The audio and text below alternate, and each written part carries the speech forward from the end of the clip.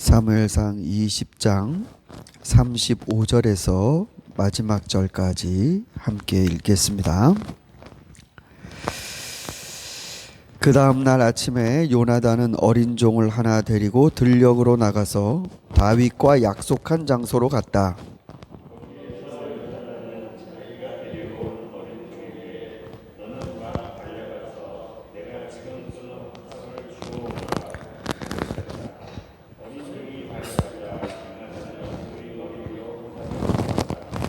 요나단이 쏜 화살이 떨어진 곳으로 그 어린 종이 달려가자 요나단이 그의 뒤에다 대고 소리쳤다. 아직도 덜 갔다. 화살이 더 먼 곳에 있지 않느냐.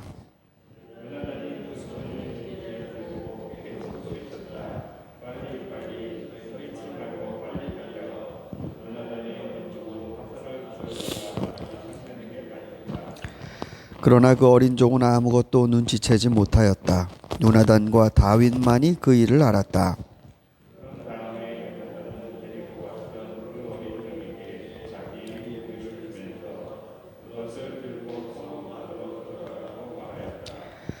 그 어린 종이 성읍 안으로 들어가니 다윗이 그 숨어있던 바위 곁에서 일어나 얼굴을 땅에 대면서 3번 큰절을 하였다. 그리고 그들은 서로 끌어안고 함께 울었는데 다윗이 더 서럽게 울었다. 그러자 요나단이 다윗에게 말했다. 잘 가게. 우리가 서로 주님의 이름을 걸고 맹세한 것은 잊지 않도록 하세요.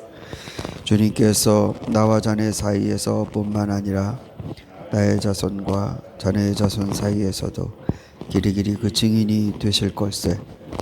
다윗은 일어나 길을 떠났고 요나단은 성 안으로 들어갔다. 아멘. 아버지의 마음을 확인한 요나단은 황급히 다윗에게로 갔습니다. 그래서 둘만이 약속한 방식으로 화살을 쏜 다음 종이 죽게 하고, 그리고 요나단은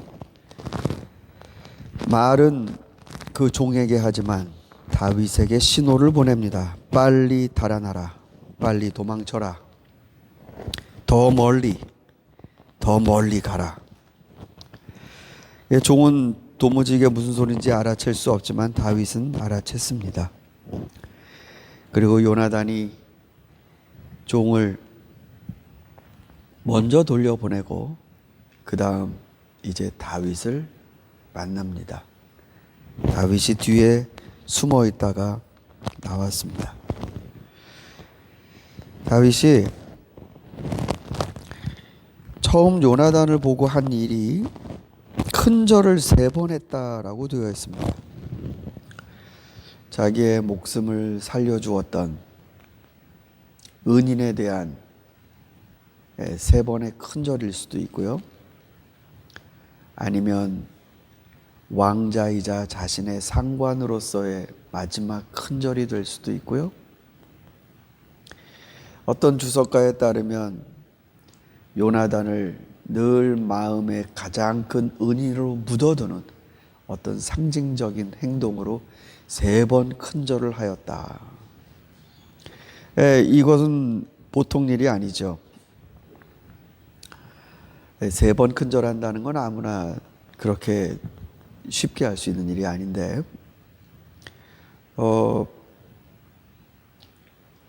요나단은 다윗이 장차 왕이 될 거라는 걸 알고 있습니다.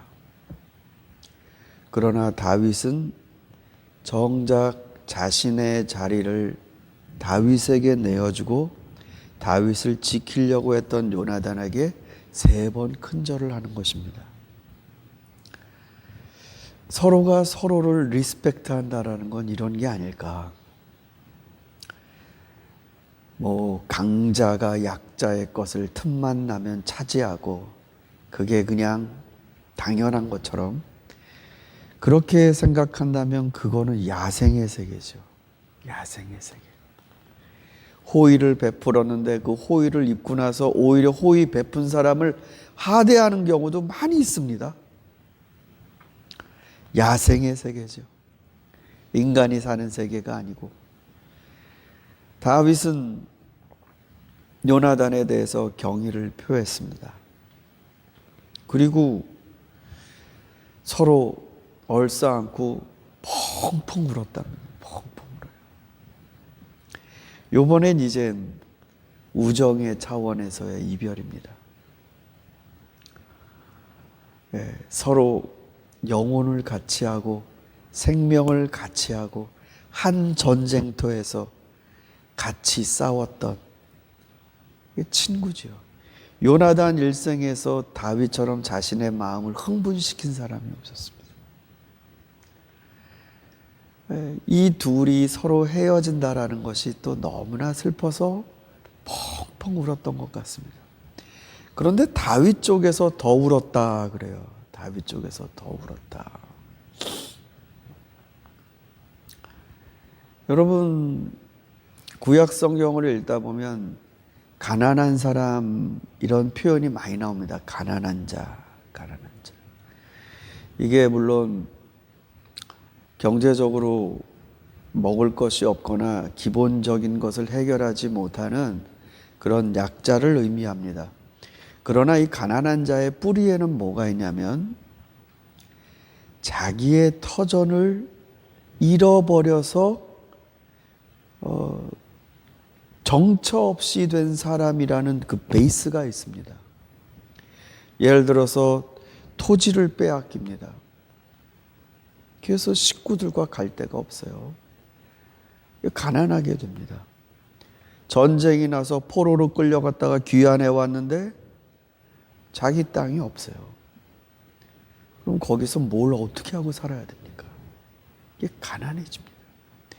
그래서 가난하다라는 거에 가장 기본적인 구약 성경의 개념에는 자기 터전을 잃은 사람.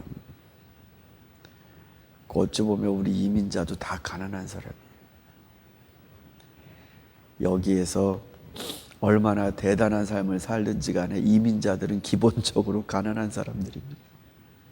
자기 터전이 없어요. 뿌리가 약해요. 다윗은 지금 가난한 사람이 된 겁니다. 자기의 고향을 떠나야 됩니다. 이게 단순히 땅을 떠난다라는 거, 자기의 땅을 잃었다라는 거, 이게 뭐 부동산이 없어졌다는 일이 아니지 않습니까? 자기가 양들과 같이 있었던 들판, 비록 얄궂은 형들이지만 그 함께 뒹굴었던 고향집, 아버지 집, 그리고 무엇보다도 정신적으로 다윗은 아나키스트가 됩니다. 충성을 다했던 사울이 자기를 죽이려고 한다면 내 애국심은 누구를 향해야 됩니까? 그러니까 자신이 귀속되었던 정부의 소속감이 없어져 버리는 거예요. 도망자가 돼야 돼요. 무정부주의자가 돼요. 이게 그러니까 뭐라 그럴까요? 남쪽도 북쪽도 아닌 그 어디에도 속할 수 없는 사람이 되어버리는 겁니다. 이 사람은 정말 위험한 상태에 놓입니다. 어느 누가 와서 이 사람을 죽여도 이 사람은 변호받지 못하고 합당한 자기 정의를 얻지 못합니다. 도망치는 것밖에. 어디 가서 낯선 사람으로 가서 살라고 그래도 당신 어디서 왔어? 그러면 뭐라 그럽니까? 당장에 이제 21장으로 넘어가면 높당에 가서 제사장을 만나는데 제사장한테 거짓말을 해요.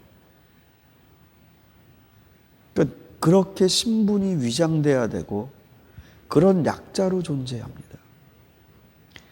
자기의 근거를 떠나서 이제 뿌리 없이 헤매야 되는 너무나 이상한 삶. 갑자기 nobody, nowhere가 됩니다. 아마 그 인생을 놓고 요나단도 다윗도 엉엉 운 것 같습니다. 그럼에도 불구하고 다윗의 인생에서 요나단과 마지막 언약을 맺어요. 우리는 결코 너와 나 사이뿐만 아니라 네 자식과 내 자식 사이에서도 샬롬을 잊지 말자. 여기 마지막 42절에 요나단이 잘 가게 라는 말을 하죠. 잘 가게. 이건 뭐 히브리어로 샬롬입니다. 샬롬.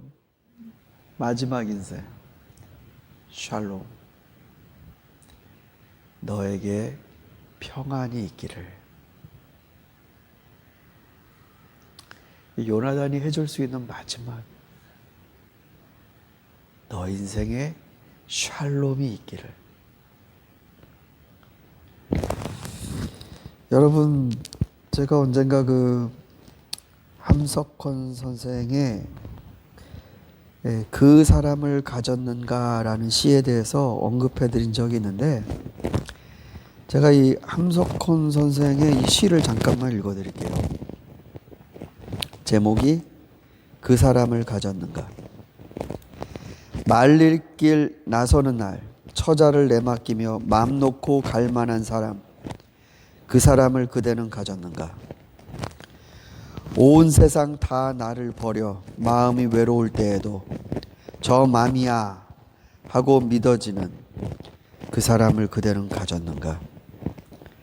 탔던 배 꺼지는 시간 구명대 서로 사양하며 너만은 제발 살아다오 할 그 사람을 그대는 가졌는가. 불의의 사형장에서 다 죽여도 너희 세상 빛을 위해 저만은 살려두거라 일러줄 그 사람을 그대는 가졌는가. 잊지 못할 이 세상을 놓고 떠나려 할 때 저 하나 있으니 하며 빙긋 웃고 눈을 감을 그 사람을 그대는 가졌는가.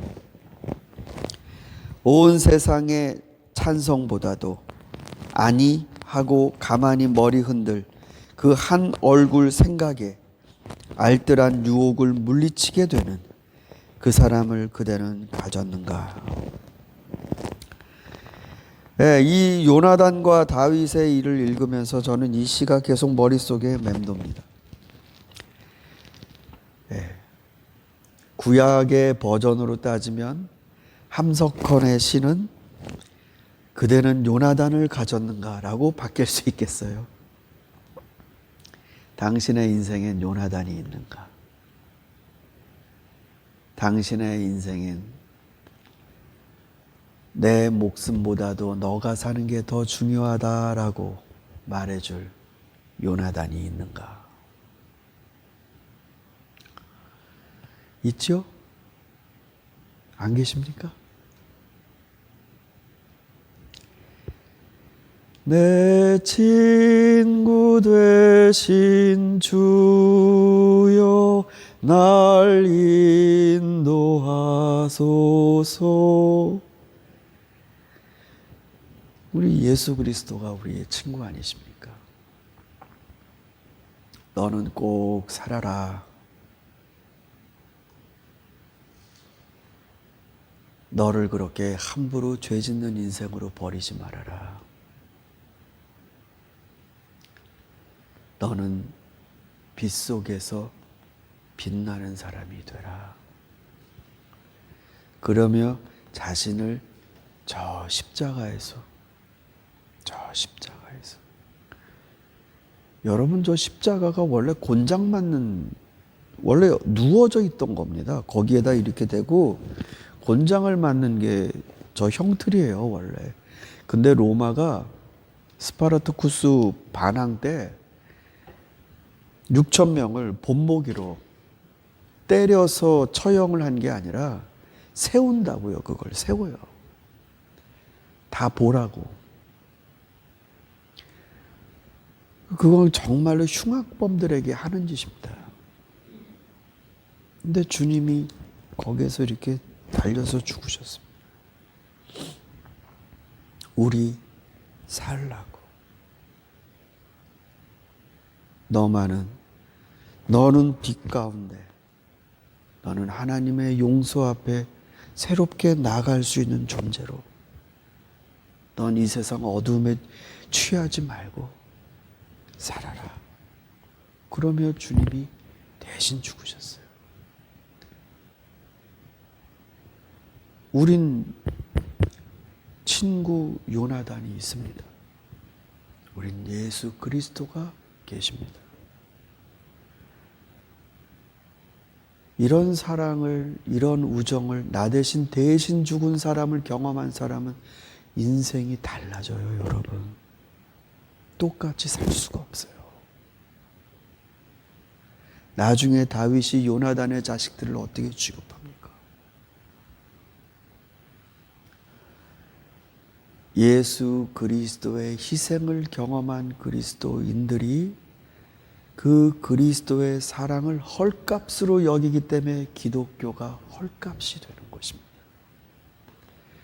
그 예수의 사랑의 희생을 값지게 내가 함부로 살 수 없다라고 느끼며 산다면 기독교의 무게는 이루 말할 수 없이 무거워집니다. 여러분과 제게 달렸습니다. 우리를 위해 죽으신 예수 그리스도의 희생의 값을 내가 어떻게 여기고 사느냐에 따라 주님이 값싸게도 이 세상에 3번 큰 절을 해야 할 위대하신 분으로 여겨지게도 되는 바로 우리에게 달렸답니다. 아무쪼록 저와 여러분은 우리 예수 그리스도의 사랑을 생각하시며 이 땅에서 감히 함부로 살려고 해도 그럴 수 없는 주님의 친구들이 되실 수 있기를 소망합니다. 우리 같이 기도드리겠습니다.